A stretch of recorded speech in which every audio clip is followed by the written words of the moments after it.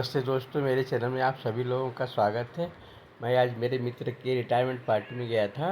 पूरा वीडियो बनाया, देखते रहिए, लाइक करिए, शेयर कीजिए। पूरा ब्लॉग है, देखते रहिए, लाइक करिए, शेयर कीजिए, चैनल को सब्सक्राइब कीजिए। जय हिंद दोस्तों।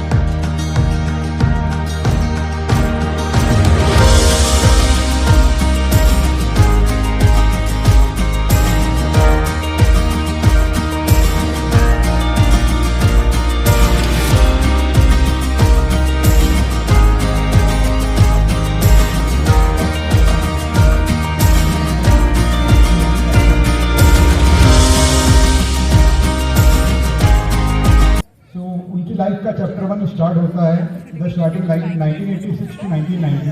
पापा का सफ़र 1986 में गुना कैंट से शुरू हुआ था। 1989 में ग्वालियर बीएड और 1990 में ट्रेनिंग। ये वो साल जब पापा की लाइफ में दो बड़े बदलाव आए। उन्होंने गुना में स्कूल ज्वाइन किया और मम्मी के साथ उनकी शादी हुई। वहाँ से एक नया स्ट्रगल और एक नई रिस्पॉन्सिबिलिटी शुरू हुई। So now I come to chapter 2 the bus life era 1991 to 2015। अगर मैं पापा के करियर को एक वर्ड में डिस्क्राइब करूं तो वो है रेसिलियंस।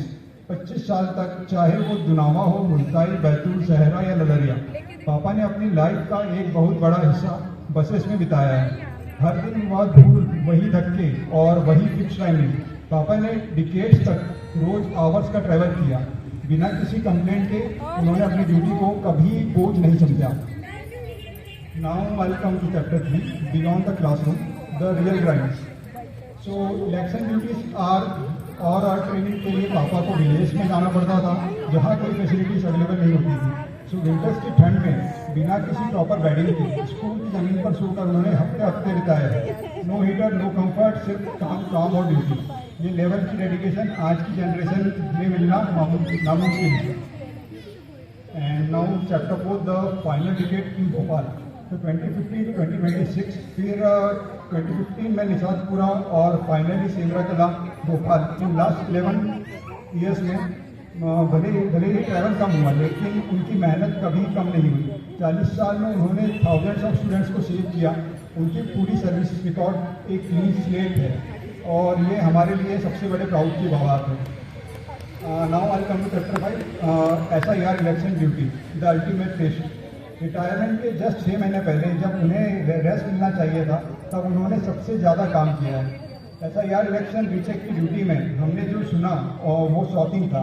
रात के 1 बजे कॉल आता था और पापा बिना किसी शिकायत के अपनी बाइक उठाकर निकल जाते थे। सुबह 9 बजे जाना और अगले दिन सुबह 5-6 बजे ऑफिस आना, ये महीनों तक चला। इस एज में भी उन्होंने एक सोल्जर की तरह अपनी ड्यूटी निभाई। Now the chapter 6, our struggle versus his reality. आज हम लोग कॉर्पोरेट जॉब्स करते हैं, वर्क फ्रॉम होम मांगते हैं, वीकेंड्स पर एक कॉल आ जाए तो हम मेंटल फटीग बोलकर सिक लीव डाल देते हैं।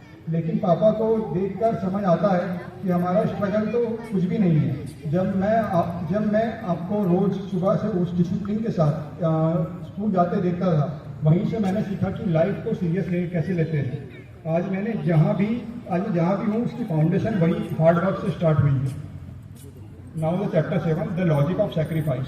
पापा ने कभी अपने ऊपर पैसे खर्च नहीं किए। उन्होंने अपनी हर पर्सनल ख्वाहिश और कंफर्ट को डिलीट कर दिया ताकि हमें बेस्ट मिल सके। वो पुराना स्कूटर और वही सिंपल लाइफस्टाइल, ये सब इसलिए था ताकि हमारी एजुकेशन और फ्यूचर के लिए पैसे बचे। पापा अपने खुद को माइनस किया ताकि हम लोग प्लस बन सके।